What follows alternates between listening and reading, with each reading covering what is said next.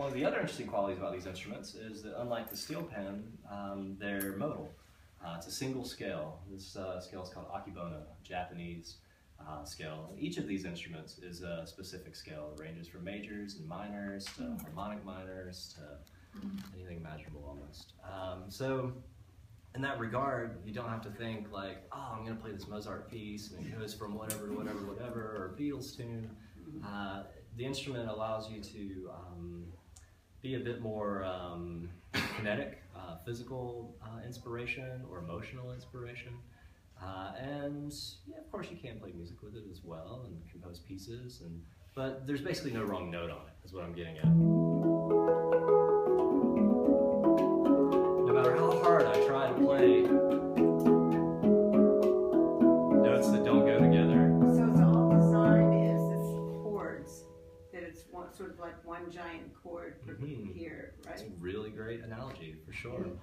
And a perfect intro into the next depth. So what are these instruments? What is a steel pan? What's making this sound, this note?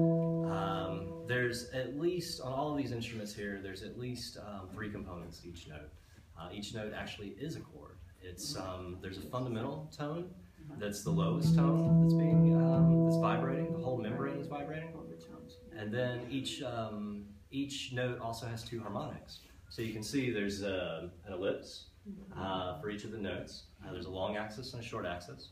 So in this regard, there's a harmonic on each axis in comparison to the low fundamental tone. And then there's a long axis harmonic, which happens to be the same tone as this fundamental, hence the reason they're reacting with each other.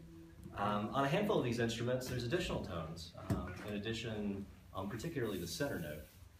So some of these instruments will also have tones in the edges that are tuned. And while this instrument is somewhat more simplistic in being modal than a steel pan, in some ways also it's a further evolution. Because on a steel pan, you would typically just play this with a mallet. You'd look for the sweet spot that all those tones come together. Because we're playing these with our fingers, we can hit anywhere. And so now there's really a reason to come in and tune all these different tones that exist on it.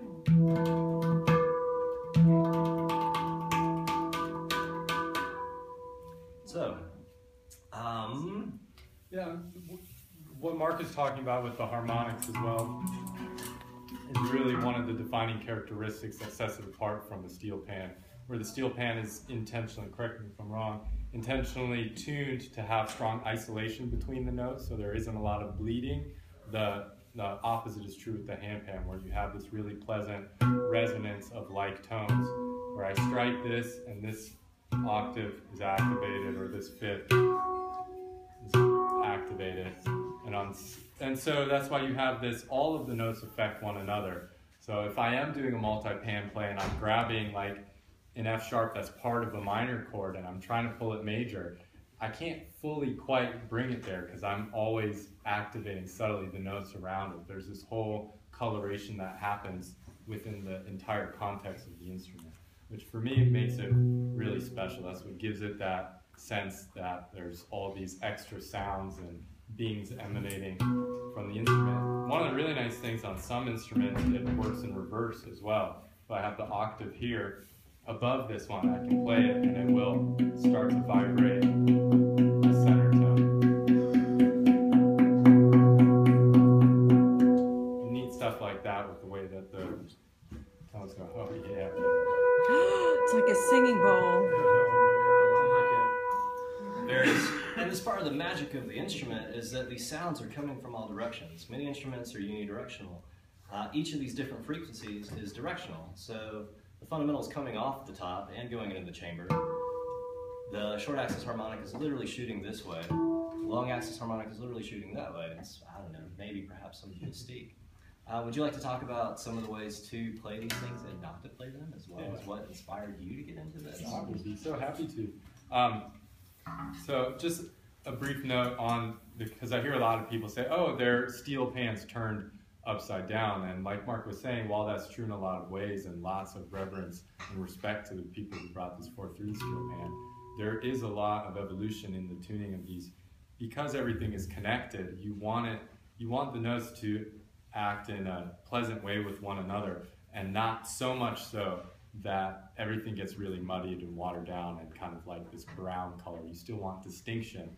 So although you can play most notes together like Mark was saying, there are some things that are, there's a context for it, and I can use that in context, but it's not necessarily the most intuitively natural thing. Now, if this is always going, because these are next to each other, and there isn't a distinct separation between these notes, which is, if I haven't built these, but my understanding is it takes quite a bit of understanding to create that. Yeah, there's a lot that a tuner has to keep in mind that you wouldn't necessarily have to address in a steel band. You said each one is different then? Each instrument? Each instrument. Absolutely. So if you were playing in a band and there was different songs in the set in different keys, would you have several of these handy? I mean, how? I would. Ideally. You're lucky. Yeah. Ideally. Absolutely.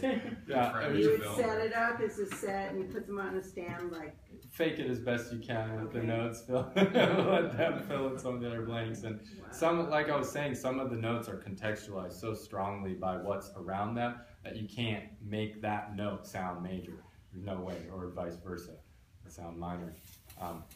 Another interesting characteristic about the steel pan is this bass sound, this quality here that comes from the chamber. What's inside?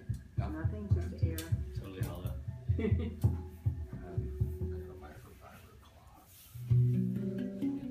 So,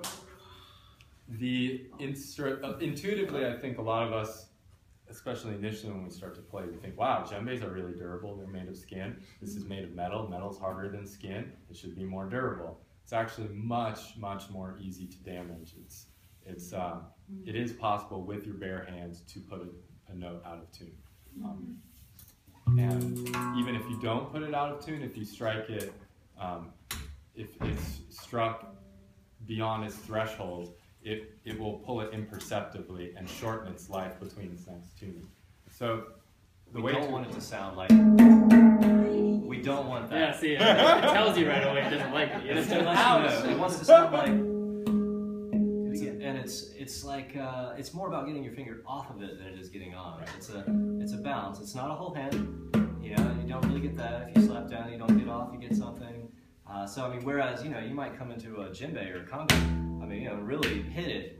No, it's very little. And you can hear the vibration of it's actually going too far, which is making the waveform go further than it would necessarily want to be. It's going flat. The waveform's getting bigger. Sorry to interrupt you. No, beautiful, perfect. So the idea is instead of pushing sound, driving sound into the instrument, you're pulling it out. You're touching it like a hot stove, and you don't want to get burned. Like when people first start, I think it's almost better to have the feeling of pulling before you even make contact, of kind of feeling how you're pulling before you strike and slowly come into it that way. It's a doom on the record. It's a dune. Doom on the deck with the first finger. Yeah, Yes. exactly. You really, there's no need to use, there's no need to use more than one finger for any of these tones. There are 3 basic strikes. There's infinite amount of ways to play and textures you can put, but there are 3 basic strikes. There's a rotational with the thumb, rotational strike that really comes from here, like opening a doorknob. And the same thing there. This is all about being, it's all about being loose. So the energy you're putting into it is resetting your hand back. And so there's a flat finger, which is more in this plane.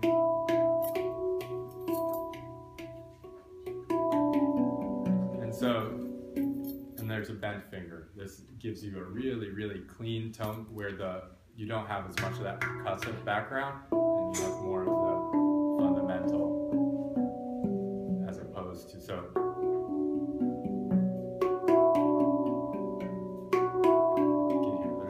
subtle, but definitely makes a difference. Yeah, I think that's really about it for basic strikes. Rusty, would you like to add anything? How do you know when it's to get tuned up? Like, how does